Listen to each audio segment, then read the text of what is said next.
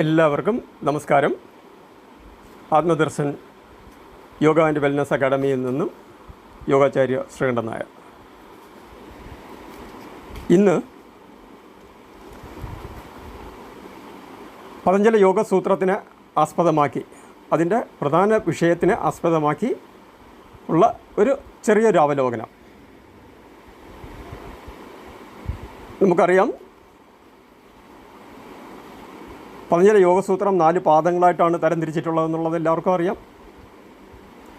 സമാധിപാദം, സാധനാപാദം, വിഭൂതിപാദം, കൈവല്യപാദം.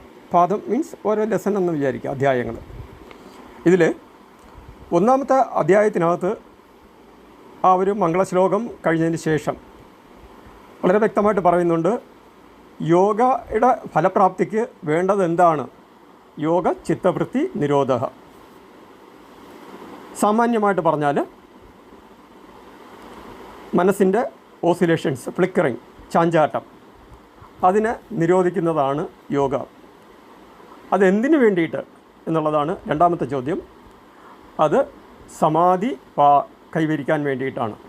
അപ്പോൾ എന്താണ് സമാധി എന്നുള്ളത് വലിയ വിഷയം, നമ്മൾ അതിനകത്തോട്ട് പോകുന്നില്ല ഇപ്പോൾ. പ്രധാന ആവശ്യം എന്ന് പറയുന്നത് ചിത്തവൃത്തി നിരോധമാണ്. അങ്ങനെയാണെങ്കിൽ ചിത്തവൃത്തി നിരോധത്തിന് എന്താണ് മാർഗം? അപ്പോൾ അതുകൊണ്ടാണ് പതഞ്ജലി യോഗസൂത്രം നമ്മൾ പറയുമ്പോഴത്തേക്കും ഇത് വളരെ സൈദ്ധാന്തികമായിട്ടുള്ളൊരു സംവിധാനം മാത്രമല്ല, മറിച്ച് അത് പ്രായോഗികമായ തലത്തിലേക്ക് കൊണ്ടുവരാൻ ആവശ്യമായിട്ടുള്ള ഗൈഡൻസും കൂടെ കൊടുക്കുന്നതാണ് എന്ന് പറയുന്നത്. അതിനനുസരിച്ചിട്ട് നമ്മൾ പ്രവർത്തിക്കാൻ തയ്യാറാകണം എന്നുള്ളത് മറ്റൊരു വിഷയം. അപ്പോൾ ചിത്തവൃത്തി നിരോധത്തിനുള്ള വിവിധ മാർഗങ്ങളെക്കുറിച്ച് പറയുന്ന ഇത് എല്ലാം അടുത്തടുത്തുള്ള സൂത്രങ്ങളല്ല. അത് പതഞ്ജലി യോഗസൂത്രം നന്നായിട്ട് മനസ്സിലാക്കുമ്പോഴത്തേക്ക് അതറിയാൻ പറ്റും. അപ്പോൾ അതിനെക്കുറിച്ചാണ് ഒരു ചെറിയൊരു സൂചന ഞാൻ ഈ ഒരു മെസ്സേജ് വഴി ഇടുന്നത്. ഒന്നാമത്തേത് സമാധി പാദത്തിൻ്റെ 1-ാമത്തെ പാദത്തിൻ്റെ 21-ാമത്തെ സൂത്രം എന്ന് പറയുന്നത് ചിത്തവൃത്തി നിരോധത്തിനുള്ള മാർഗമാണ് പറയുന്നത്. തീവ്ര സംവേഗാനാം ആസന്നഹ. തീവ്രമായിട്ടുള്ള, കഠിനമായിട്ടുള്ള അല്ലെങ്കിൽ അത്യുത്സാഹത്തോടു കൂടിയുള്ള പരിശീലനം കൊണ്ട് നമുക്ക് ചിത്തവൃത്തി നിരോധം കൈവരുത്താനായിട്ട് സാധിക്കും എന്നർത്ഥം. നേരത്തെ പറഞ്ഞത് ഞാൻ ഒരിക്കൽ കൂടെ പറയാം. യോഗയുടെ ലക്ഷ്യം എന്ന് പറയുന്നത്, the ultimate object of yoga is ആത്മസാക്ഷാത്കാരം, സെൽഫ് റിയലൈസേഷൻ. അയം തു പരമോധർമ്മ യത് യോഗേന ആത്മദർശനം. Self realization is the ultimate goal of yoga. അപ്പോൾ അതിന് വേണ്ടത് ചിത്തവൃത്തി നിരോധം ഉണ്ടാവണം. ചിത്തവൃത്തി നിരോധം എങ്ങനെ ഉണ്ടാക്കാൻ പറ്റും? അത് സൂചിപ്പിക്കുന്നത് തീവ്ര സംവേഗാനാമാസന്നക. ഉത്സാഹത്തോടു കൂടി, വളരെ ഉത്സാഹത്തോടു കൂടി, ചെറിയ ഉത്സാഹമല്ല, വളരെ ഉത്സാഹത്തോടു കൂടി പരിശീലിക്കുക. ഇവിടെ നമ്മൾ അറിയേണ്ട വേറൊരു സൂത്രം ഉണ്ട്, ബാധക തത്വം, സാധക തത്വം. ഈ ബാധക തത്വവും സാധക തത്വവും നന്നായിട്ട് മനസ്സിലാക്കിയാൽ ഇത് പെട്ടെന്ന് മനസ്സിലാക്കാനായിട്ട് സാധിക്കും എന്നർത്ഥം.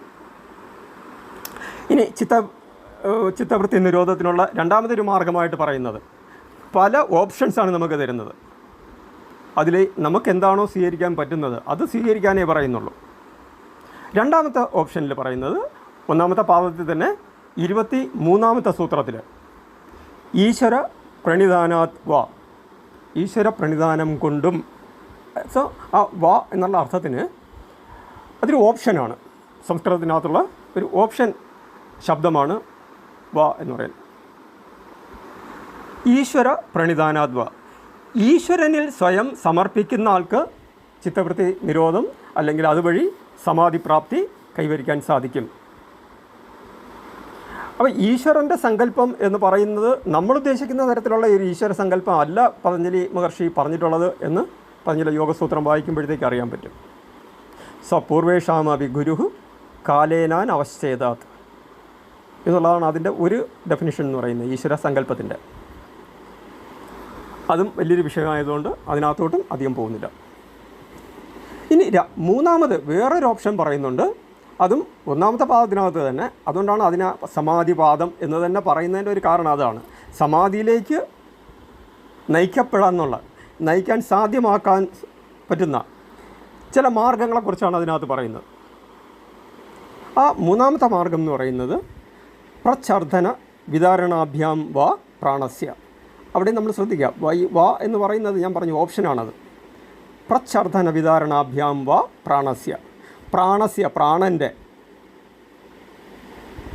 പ്രച്ഛർദ്ദന വിധി പ്രകാരമുള്ള, അത് ആന്തരികമോ ബാഹ്യമോ ആയ കുംഭക പ്രക്രിയയിലൂടെ ചിത്തത്തിൻ്റെ ഏകാഗ്രത വർദ്ധിപ്പിക്കാനായിട്ട് സാധിക്കും. അപ്പോൾ അവിടെ പ്രാണായാമത്തിനെ സൂചിപ്പിക്കുകയാണ് ചെയ്യുന്നത്. പ്രാണായാമത്തിനകത്തുള്ള കുംഭക പ്രക്രിയയെക്കുറിച്ച് സൂചിപ്പിക്കുന്നു. പ്രാണായാമത്തിൻ്റെ സ്റ്റേജസ് എന്ന് പറയുന്നത് പൂരകം, അന്തർകുംഭകം, രേചകം, ബാഹ്യകുംഭകം. സോ ഈ ഒരു കുംഭക പ്രക്രിയ ചെയ്യുന്നത് വഴി, പരിശീലിക്കുന്നത് വഴി അതിനും വ്യക്തമായ കണക്കും കാര്യങ്ങളൊക്കെ ഹഠയോഗത്തിനകത്ത് പറയുന്നുണ്ട്. നമുക്ക് മനസ്സിനെ നിയന്ത്രിക്കാൻ സാധിക്കും. മനസ്സും ശ്വാസത്തിനും തമ്മിൽ ഉള്ള ഒരു അവിഭാജ്യമായിട്ടുള്ള ഒരു ബന്ധത്തിനെ കൂടെ ഇവിടെ സൂചിപ്പിക്കുന്നുണ്ട്. ചലേ വാദേ ചലം നിശ്ചലം ഭവേത് യോഗിം സ്ഥാണുമാപ്നോതി തതോ വായും നിരോധയേത്. അതായത് ചലിക്കുന്ന ശ്വാസത്തിനനുസരിച്ചിട്ട് മനസ്സും ചലിക്കും. മനസ്സ് നിശ്ചലമാകുമ്പോൾ, അല്ലെങ്കിൽ ശ്വാസം നിശ്ചലമാകുമ്പോൾ മനസ്സും നിശ്ചലമാകുമെന്ന് പറഞ്ഞാൽ മരിക്കുക എന്നുള്ളതല്ല. അപ്പോൾ മനസ്സും ശരീരവും ഒന്നുപോലെയാണ്. ഒന്ന് ചഞ്ചലമാകുമ്പം മനസ്സ് മറ്റൊന്നും ചഞ്ചലമാവും.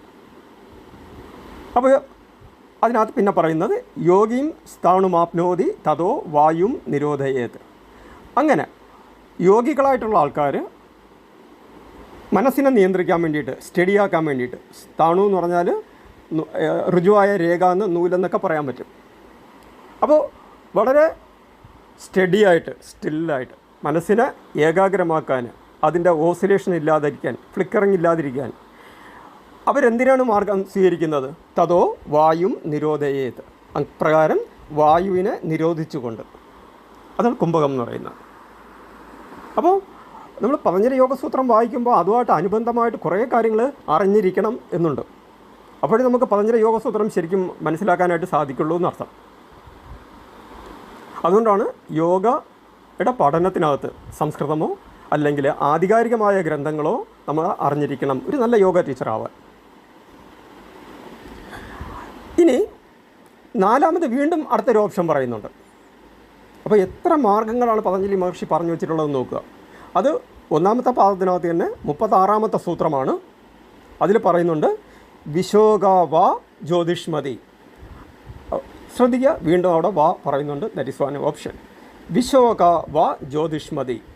ശോകരഹിതമായതും നമ്മുടെ ഹൃദയത്തിൽ, നമ്മുടെ ഉള്ളിനകത്ത് തന്നെ സ്ഥിതി ചെയ്യുന്നതുമായ ആ ഒരു ജ്യോതിസിനെ മനസ്സിൽ ഏകാഗ്രമാക്കി നമുക്ക് ചിത്തവൃത്തിയെ നിരോധിക്കാൻ സാധിക്കും. അപ്പോൾ യോഗയിൽ നമ്മളതിനെ പറയും പ്രത്യാഹാരം എന്ന് പറയും. പ്രതിയാഹരിക്കുക, തിരിച്ചു വിളിക്കുക. Withdrawal of census from external objects എന്ന് ഇംഗ്ലീഷിൽ പറയാം. നമ്മുടെ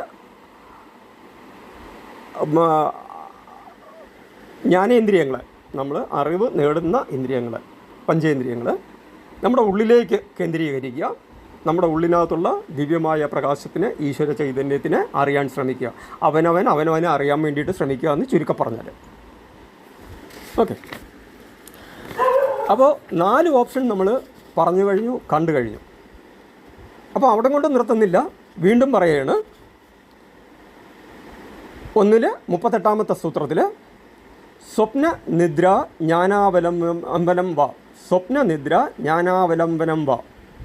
ജ്ഞാനത്തിന്, സ്വപ്നത്തിൽ, അതായത് നമ്മുടെ മനസ്സിൻ്റെ 3 അവസ്ഥാഭേദങ്ങളെ പറയുന്നുണ്ട്. ജാഗ്രത്, സ്വപ്ന, സുഷുപ്ത ഭാഗങ്ങൾ. പിന്നെ ഉണ്ട് തുരീയമുണ്ട്, അതും ഞാനിവിടെ മെൻഷൻ ചെയ്യുന്നില്ല. അപ്പോൾ പൊതുവിലുള്ള സ്വപ്ന നിദ്ര, നമ്മൾ ജാഗ്രത്, സ്വപ്ന, സുഷുപ്തി, അവധി, ആ അവസ്ഥകളിൽ സ്വപ്നത്തിനകത്ത് അല്ലെങ്കിൽ ഉറക്കത്തിൽ ആ സ്വപ്നത്തിൽ നമ്മൾ നേടുന്ന ചില അറിവുകളുണ്ട്, ചില അനുഭവങ്ങളുണ്ട്. അതിനകത്ത് നമുക്ക് ശ്രദ്ധയെ കേന്ദ്രീകരിച്ച് കഴിഞ്ഞിരുന്നാൽ മനസ്സിനെ ഏകാഗ്രമാക്കാൻ സാധിക്കും. അപ്പോൾ 5 കാര്യം പറഞ്ഞു. ഇനി ഒരു കാര്യം കൂടെ പറയുന്നുണ്ട്, യഥാ അഭിമത ധ്യാനാത്വ. അത് 39ാമത്തെ സൂത്രമാണ്. യഥാ അഭിമത ധ്യാനാത്വ, അഭീഷ്ടമായിട്ടുള്ള, യുക്തമായിട്ടുള്ള, അവരവർക്ക് സാധ്യമാകുന്ന തരത്തിലുള്ള ഏതൊരു വസ്തുവിനെയും ഉപാധിയെയും നമുക്ക് ധ്യാനത്തിന് വിഷയമാക്കിയിട്ട് അതുവഴി ചിത്തവൃത്തി നിരോധം സാധ്യമാകാൻ സാധിക്കും. അപ്പോൾ പ്രായോഗിക തലത്തിൽ നമുക്ക് വേണ്ടത് ചിത്തവൃത്തി നിരോധമാണ്. അതിൻ്റെ ലക്ഷ്യം എന്ന് പറയുന്നത് ജ്ഞാനപ്രാപ്തി അല്ലെങ്കിൽ സമാധി അവസ്ഥയാണ്.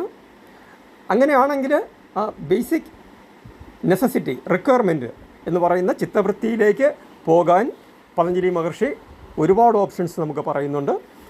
ഇതിൽ യുക്തമായ കാര്യം നമ്മൾ സ്വീകരിക്കുക, പരിശീലിക്കുക. നിരന്തരമായ പരിശീലനം കൊണ്ട് മാത്രമേ നമുക്കതിനകത്തൊരു ലക്ഷ്യപ്രാപ്തിയിലേക്ക് പോകാൻ സാധിക്കുള്ളൂ.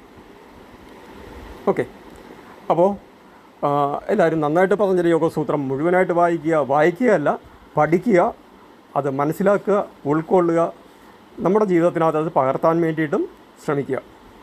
അപ്പോഴാണത് യോഗ, നമ്മൾ പറയുന്ന യോഗ ആചാര്യൻ എന്നുള്ള പദത്തിൻ്റെ അർത്ഥത്തിലേക്ക് പോകാൻ പറ്റുള്ളൂ. ആചാര്യ പദത്തിൻ്റെ അർത്ഥം അതും ഞാനിപ്പോൾ പറയുന്നില്ല.